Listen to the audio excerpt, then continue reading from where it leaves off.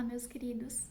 Esse é mais um vídeo da minha mentoria disponibilizado no YouTube para os meus alunos e mentorados do curso de Prática em Direito de Família, Mentoria em Prática do Direito de Família. E hoje o assunto é um assunto que para muitos é é constrangedor. Eu não sou boa para fazer essas brincadeirinhas. Acho que eu sou muito de falar sério, né? Mas enfim,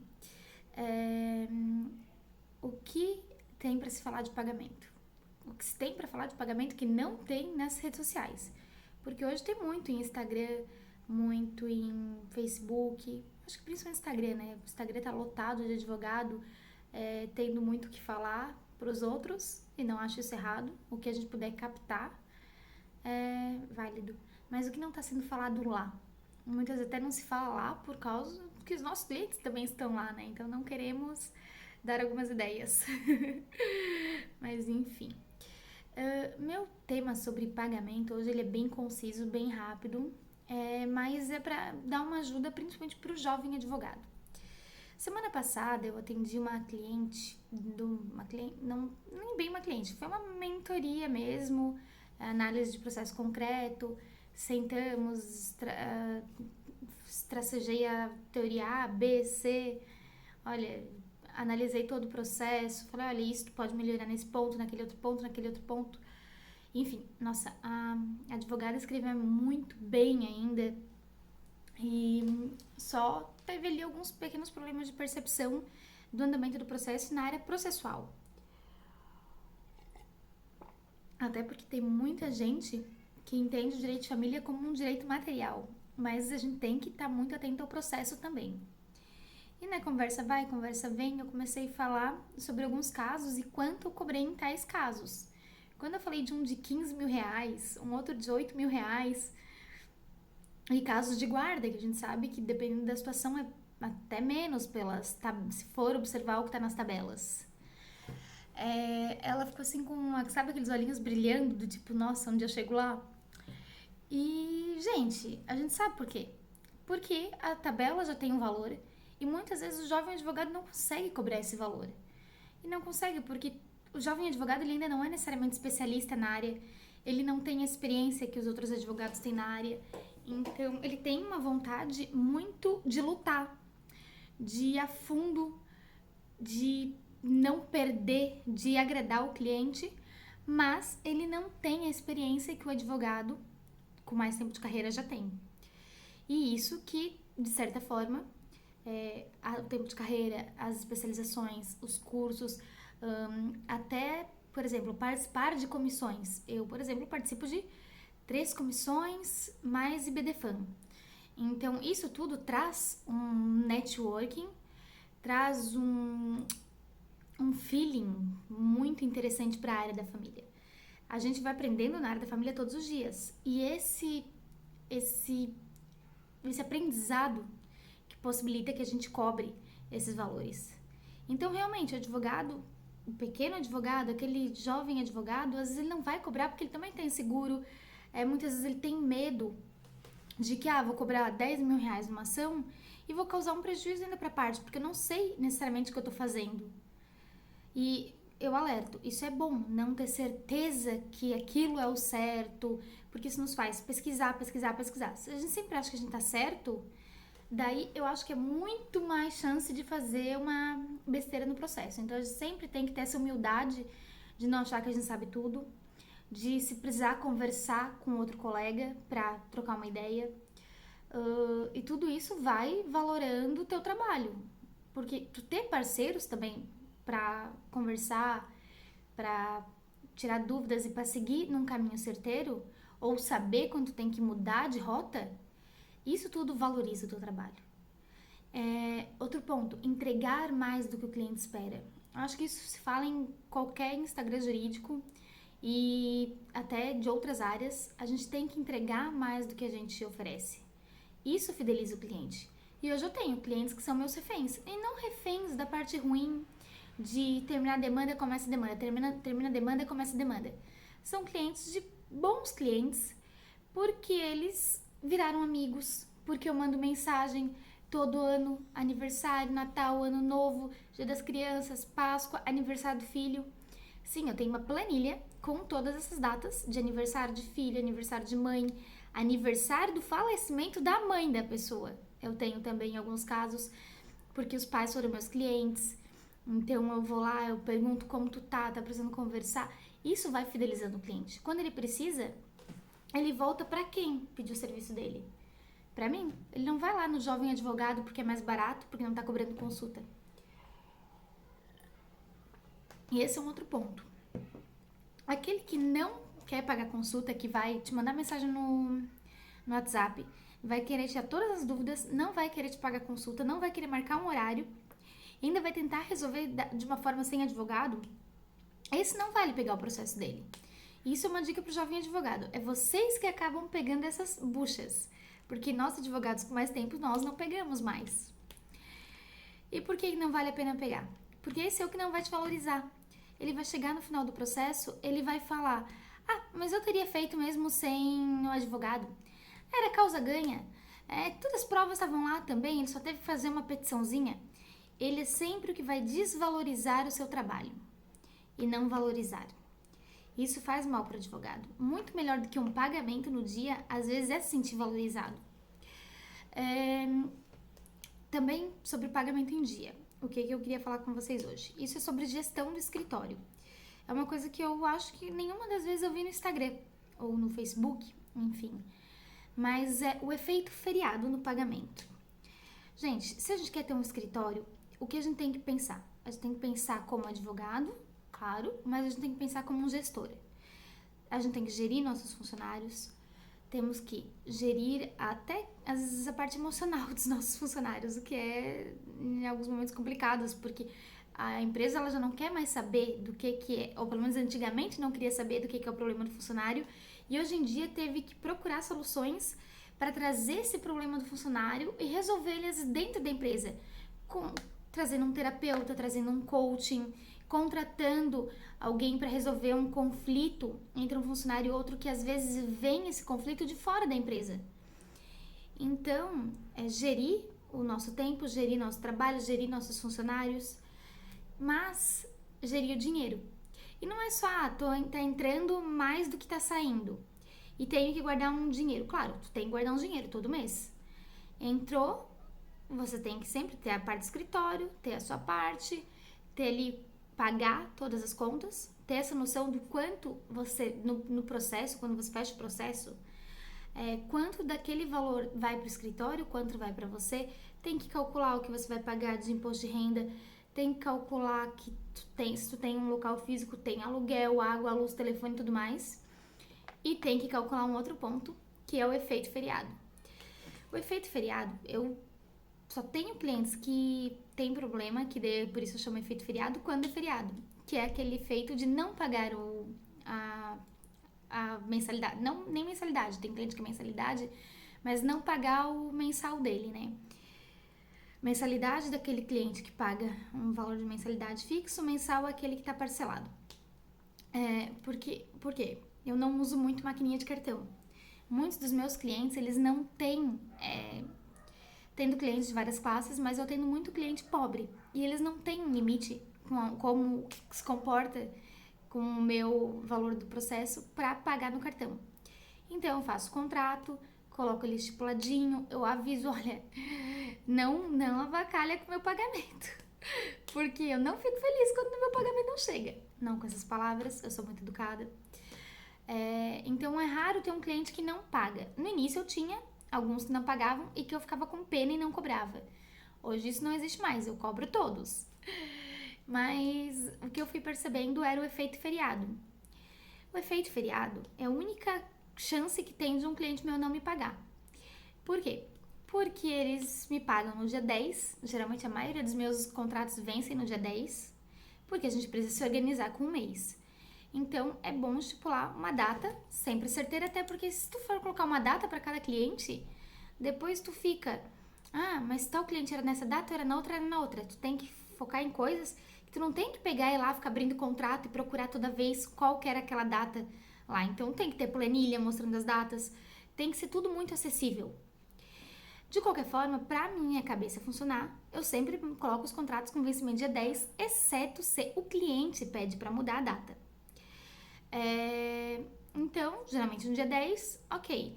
Sábado deu no dia 7. Então, sábado não, desculpa, sexta deu no dia 7. Daí digamos que o dia 10 é feriado. Então, 8 sábado, 9 domingo, 10 segunda-feira. Eles vão pagar no dia 11 ou no dia 12.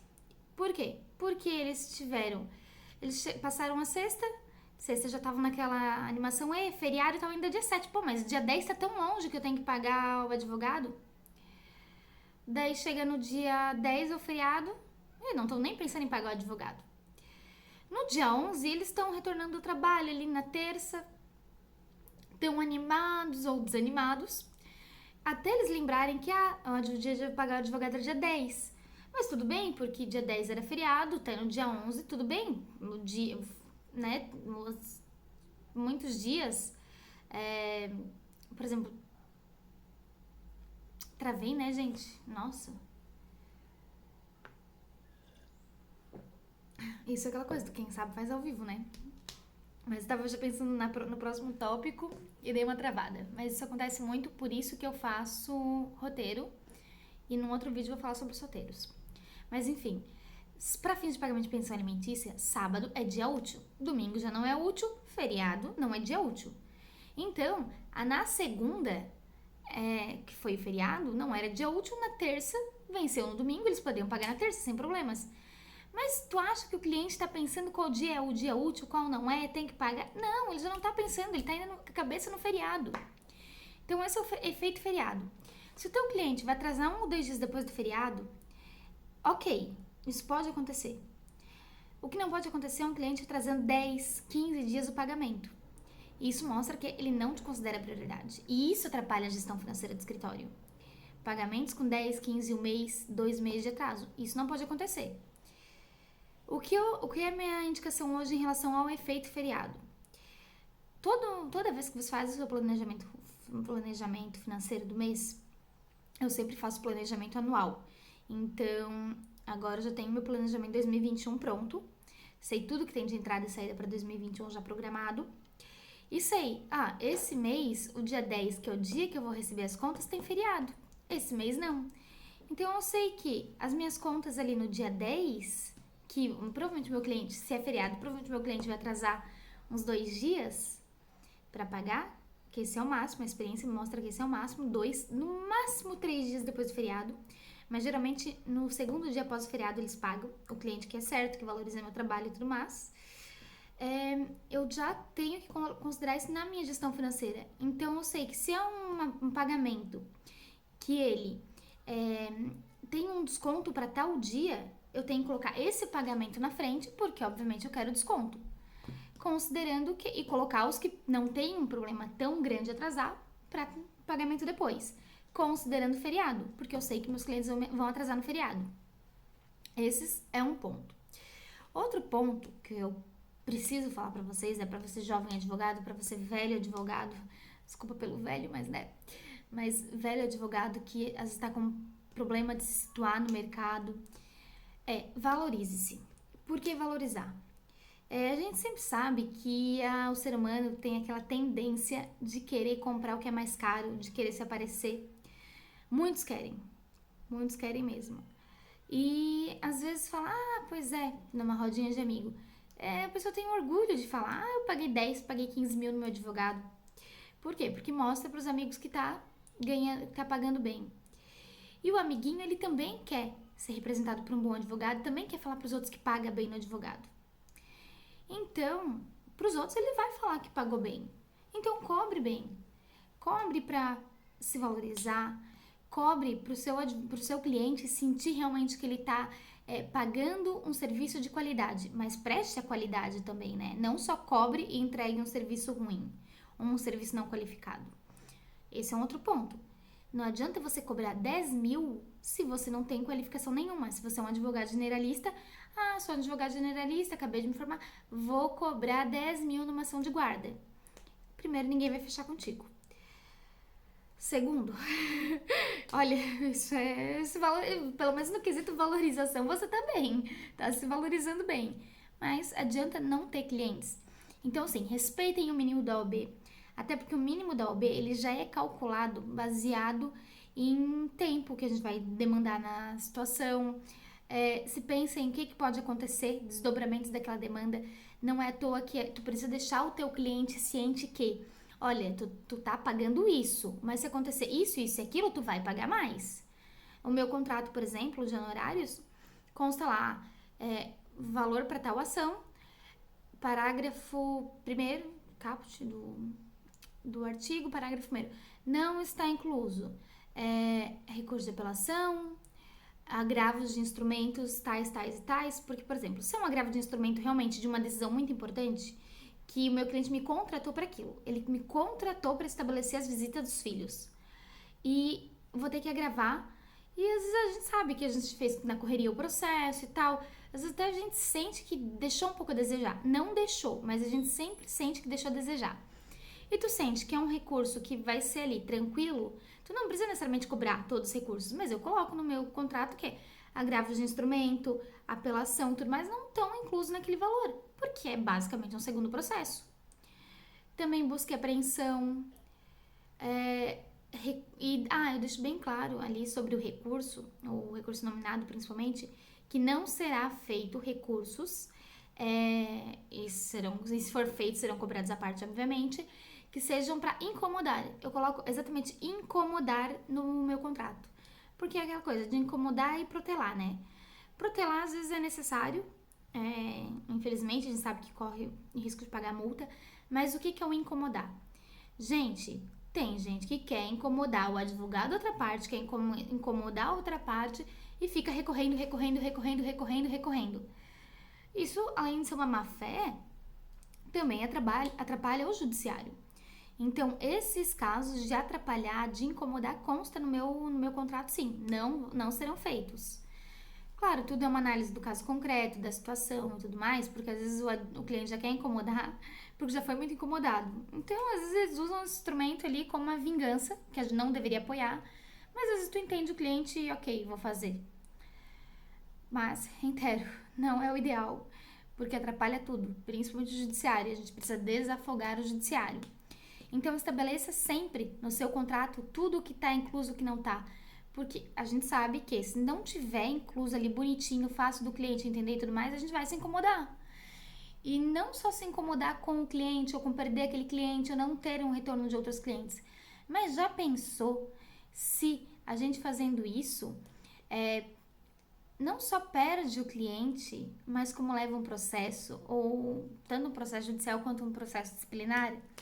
Então, conste ali tudo os pormenores, conste que não se dá prazo, conste que o honorários é isso, conste que não abate dos honorários contratuais o honorário sucumbencial, porque tem gente que, mas pô, ele me cobrou 3 mil, mas ele ganhou 2 de sucumbencial, então só tem que pagar 1, né? Não, tem que pagar ali os 3 mil contratados. Tudo nos pormenores. Às vezes pra gente é muito óbvio, pra parte não. Então, conste ali no seu contrato. O contrato vai ser extenso? Às vezes vai. Eu tenho no meu contrato um contrato mesmo, 2 páginas, bem claro, bem transparente. E tem um anexo. No anexo, eu já falo de todas as coisas do processo. Eu falo do que tem que apresentar documento de justiça gratuita.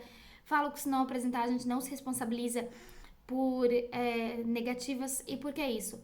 Porque, o juiz negou justiça gratuita. Porque ausência de documentos. Vou ter que agravar para pedir justiça gratuita. Pô, mas é um agravo que se a parte tivesse apresentado os documentos que eu solicitei, provavelmente não teria acontecido o indeferimento da justiça gratuita.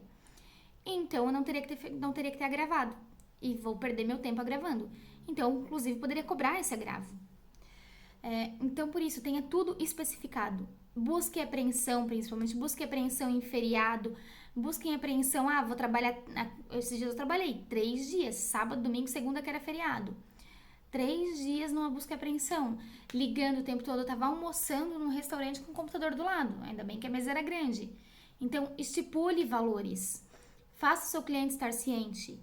Até porque, às vezes, o cliente, ele com medo um pouco de gastar com o advogado, ele acaba indo para acordos.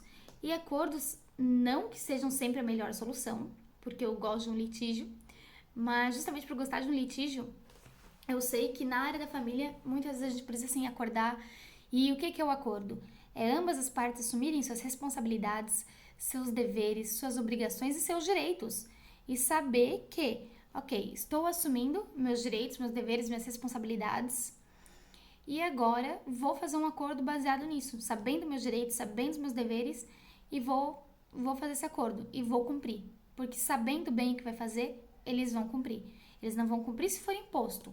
Se eles verem que tem uma possibilidade de fugir daquilo, uma possibilidade de recorrer, de incomodar. Então, por isso, vamos fazer acordo? Vamos fazer acordo bem pensado, pensando na questão das partes, pensando em situações que aconteceram para não acontecer de novo. Estudar realmente, desenhar um acordo para a parte, não pegar e usar um acordo normal. Hoje nos meus acordos, e inclusive isso é uma outra coisa que possibilita que eu cobre um valor mais elevado, eu estabeleço desde questão religiosa de criança vai ser criada em tal religião ou não. Se for criada na religião de ambos os pais, com eventos de ambos os pais serão convidados para os seus respectivos eventos em suas respectivas religiões. Escola, como vai ser definida a escola, critérios objetivos, critérios subjetivos, sou somente baseado no dinheiro, quem que vai em reuniões na escola, tudo isso é colocado. Então, isso faz meu cliente sair com a demanda o mais possível resolvido. Saiu, não resolveu, tem outros pontos que volta e meia acontecem. Eles voltam, eles conversam, eu vou lá, eu intermedio. Isso tudo eleva o valor dos honorários. E por que o cliente gosta? Porque o cliente resolve o problema. E isso é importante. Venda um produto, alguma coisa que vá, talvez não resolver 100% o problema do cliente, porque a gente sabe que na família não tem como resolver 100%, mas que vá pelo menos aliviar um pouco o coração do teu cliente, ele sinta que tu tá entregando mais do que foi contratado. E daí sim, entregando mais do que o contratado, você deixa esse teu cliente, ou pelo menos achando ele que ele pagou mais do que pagou, que tá recebendo mais do que o valor que foi pago, tu vai ter o cliente como teu refém. Por isso se tu quer entregar muito, cobre muito. E isso é importante para você se sentir valorizado, se sentir na carreira certa e ser feliz. Jovens advogados cobrem no mínimo o valor da tabela. A tabela foi fixada, foi pensada nas situações que a gente passa. Então ali é o mínimo, e olha que geralmente elas já estão defasadas. É o mínimo do mínimo, que menos que aquilo tu vai estar pagando para trabalhar. E ninguém merece. E é isso, mais dúvidas sobre qualquer assunto relacionado à temática de honorários, fico à disposição, e acho que aqui embaixo tem meu e-mail na descrição. Podem mandar e-mail, WhatsApp, estou sempre disponível para vocês, mentorados, tá bom? Tchau!